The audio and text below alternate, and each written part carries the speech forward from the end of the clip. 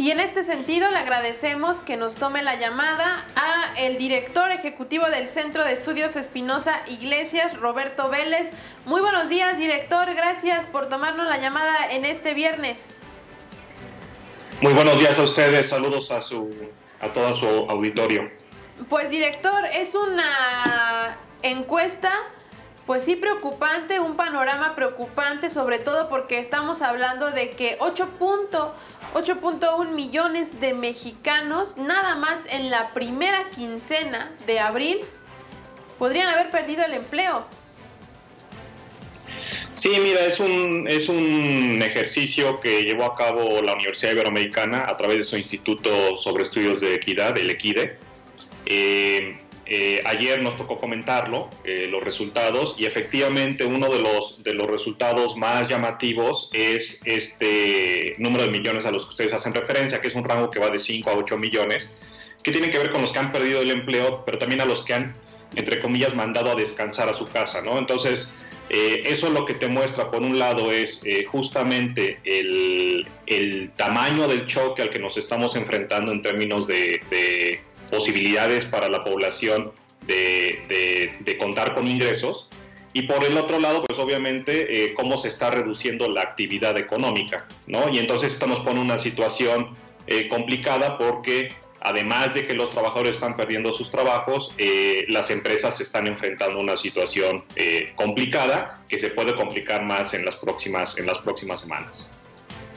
Buenos días, le saluda Jesús Anaya. Y para preguntarle, la situación está difícil, lo acabamos de esbozar en los datos, no solo lo ha dicho un solo informe, lo dice Mitofsky en sus encuestas, lo dice la Oxfam, bueno, infín de organizaciones. ¿Cómo ha sido desde su perspectiva la acción del gobierno ante todas estas declaraciones y todas estas perspectivas donde esbozan un México en crisis?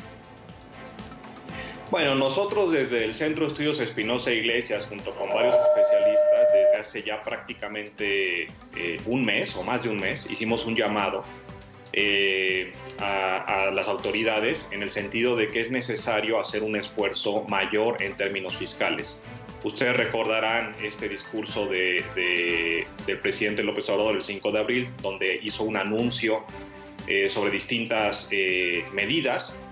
Y nosotros el cálculo que hacemos es que estas medidas fiscales tienen más o menos lo que representaría un 1% del PIB. Estamos hablando más o menos de 240,000 millones de pesos de esfuerzo adicional a lo que de por sí el gobierno tiene como programas. Y nosotros en una segunda entrega de este análisis planteamos la necesidad de redoblar ese esfuerzo, o más que redoblar ese esfuerzo, solicitando un esfuerzo adicional que ronda de 3 a 3,5 puntos del PIB. Es decir, sumado esto al esfuerzo que ya está realizando el gobierno, requeriríamos casi 1 billón de pesos para hacer frente a la situación por los próximos 3 meses. Lo que nosotros estamos planteando en ese sentido es no solamente cubrir a ciertos grupos de población, sino en la medida de lo posible cubrir a la gran mayoría de la población, porque todos están siendo expuestos a la situación económica que estamos viviendo. Tú tienes un reto, ¿no? Por un lado tienes la necesidad de controlar la crisis sanitaria, de resolver el problema sanitario, y por el otro lado, que la economía, independientemente de que se está deteniendo, tenga la capacidad en el momento en que superemos la crisis sanitaria de salir adelante rápidamente, ¿no?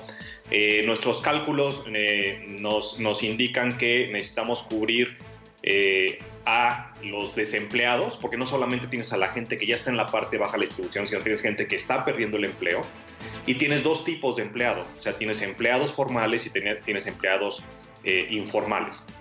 Entonces necesitas llevar a cabo un esquema de transferencias para los desempleados formales, para toda la población informal, sobre la cual no necesariamente vamos a tener información con relación a su condición de desempleo o de empleo, y además toda esta población que tenemos que paga impuestos al SAT, que está registrada ante el SAT, pero que son los famosos cuenta propia, y a los cuales también se les tiene que apoyar de alguna manera porque su actividad se está viendo muy limitada, ¿no? Y por supuesto, detrás de todo eso está la capacidad de que las empresas puedan sostenerse, es decir, que no caigan en quiebra y que eso evite que tengan que despedir a trabajadores. Entonces, en ese sentido, nosotros hemos planteado la necesidad de dotar de liquidez a las empresas, condicionado esto a que preserven empleo. Preguntarle cómo se tendría o cómo podríamos calcular o hacerles llegar los recursos que ustedes están planteando, por ejemplo, al sector informal. Son bastantes, son millones las personas que trabajan en este sector informal, que, digámoslo así, no se tiene como un padrón establecido. ¿Y cómo podríamos saber llegarle a esas personas? Sí, ahí vale la pena mencionar dos cosas. Por un lado, ayer, justamente cuando se presentaban los resultados de la encuesta que ustedes mencionaron al principio, se hablaba de este término de descansados, ¿no? O hay gente que ya ni siquiera hace el esfuerzo por salir a buscar el trabajo, y en ese sentido pasan de ser lo que se llama como población económicamente activa a población no económicamente activa. No están haciendo ningún esfuerzo, entonces no califican como desempleados. Eso es importante tomarlo en cuenta, pero por otro lado, como bien mencionabas tú, ¿cómo llegamos a ellos? El cálculo que nosotros tenemos entre los activos y los que potencialmente pueden ser no activos está entre 28 y 38 millones de personas, para los cuales nosotros estamos pensando una transferencia de alrededor, un poco arriba de 3.500 pesos mensuales por 3 meses. Y la pregunta es, ¿cómo llegamos a ellos? Entonces, yo diría que hay dos maneras. Una, que es lo que nosotros hemos planteado, es tú tienes tu registro de quién sí está en el IMSS, quién sí está en el SAT, quién sí está en los programas sociales. Todos los demás calificarían, entre comillas, como informales, ¿no? Y entonces tú puedes hacer una fila, lo cual en este momento no es bueno, hacer filas, ¿no? Pero digamos, de esa manera puedes hacerlo. Otra es un planteamiento que han hecho otras organizaciones amigas de nosotros, son un enfoque territorial. Es decir, tú identificas los municipios donde las tasas de informalidad son más altas, donde los niveles de pobreza y de marginación son más altos, y te concentras en esos municipios para prácticamente llevar a cabo transferencias universales, ¿no? Tomando en cuenta que la gran mayoría de ellos se encuentran en esta situación informal. Entonces, hay manera de hacerlo. Esto no significa que no vayas a tener algún error, pero una cosa que discutíamos ayer es, en este momento, un pequeño error no importa tanto, sino que lo que importa es dotar de liquidez y de solvencia, no de solvencia, pero de posibilidades de supervivencia a la mayoría de la población mexicana. ¿Y cuánto sería la cantidad de apoyo que se les estaría dando en cuanto a esta contingencia, a estas familias en el sector informal, director, aproximadamente?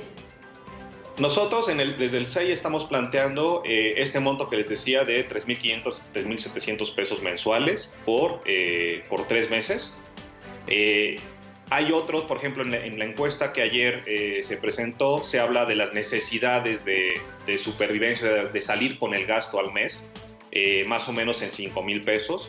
Entonces, eso es algo que podemos discutir, pero que yo creo que podemos resolver muy rápido. Es decir, en este momento, más que estar pensando en el monto, que sí es importante en sí mismo, lo que tendríamos que estar pensando es en cómo lo vamos a operar para llegar rápidamente a las familias y atender este problema inmediato que hay que resolver. Director, para finalizar, otro de los daños también colaterales que se presentan en esta contingencia y que bueno, también lo toma en cuenta esta encuesta, que a mí se me hace muy completa porque toma la parte del desempleo, la parte de la falta de alimentos, pero también la parte de la salud mental, y esto también es preocupante porque dan datos de que las personas obviamente en situación de pobreza son las que más afectaciones a la salud mental presentan, como la ansiedad, y en este sentido el sector de las mujeres también es el principal que resiente esta situación, lo que también desencadena, y ya lo hemos visto, también lo hemos tratado, pues situaciones de inseguridad, de violencia al interior de las familias, director. Sí, ahí es muy interesante la encuesta de mis colegas de la Ibero, porque por un lado, esta parte de inseguridad alimentaria, lo que te sugiere es, en la medida en que la inseguridad alimentaria esté subiendo, entonces deberíamos estar planteándonos estrategias a las cuales ya no, normalmente no echamos mano, pero existen, que es transferencias en especie. Es decir, básicamente llegar con las familias y dotarlos de alimentos, ¿no? Se están rompiendo cadenas de distribución y entonces habría que atender ese problema que tiene además un efecto de largo plazo, sobre todo en los más pequeños, ¿no? Y por otro lado, esta cosa que mencionabas de la parte de salud mental, ansiedad que se genera, hay una diferencia en la exposición, es decir, los contextos locales son distintos cuando te encuentras en la parte alta de la distribución a cuando te encuentras en la parte baja de la distribución, y se están notando en resultados como por ejemplo el incremento en violencia intrafamiliar. Esto lo que nos dice es, en términos de salud mental, necesitamos atención para la población en ese sentido, y por el otro, establecer mecanismos que cuiden que la violencia dentro de los hogares o en los entornos locales inmediatos de los hogares no se esté incrementando.